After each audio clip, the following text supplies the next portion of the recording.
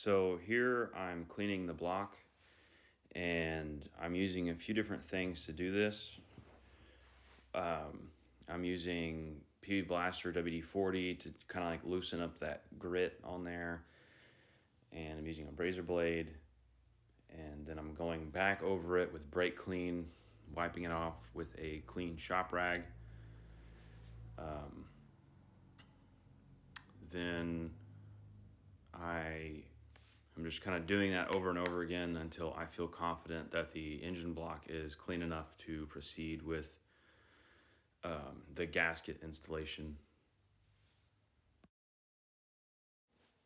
So here I'm installing the John Cossey oil pump. This pump is more robust. The flange, the bolting flange that goes on the block is wider and won't snap at high RPMs like an OE style oil pump.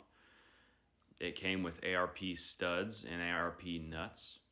I did have to dimple my oil pan to install this oil pump, and this oil pump cost about 3 or 4 times what a O'Reilly's or regular aftermarket oil pump would cost.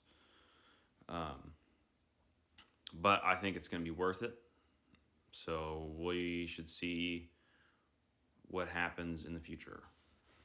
So the head gasket that I have, if you were to go to, let's say, O'Reilly's and say you want a head gasket for your 460, the head gasket would not show up as an available part for a 460. And it's because it is a Fel-Pro Performance head gasket. I don't know why, but it just is. I don't have the part number with me, or I'd tell you. But I'm just doing the same thing here like I did with the block.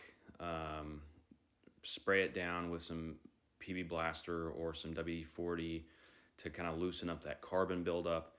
Go back over it with a razor blade, and then maybe some Scotch-Brite.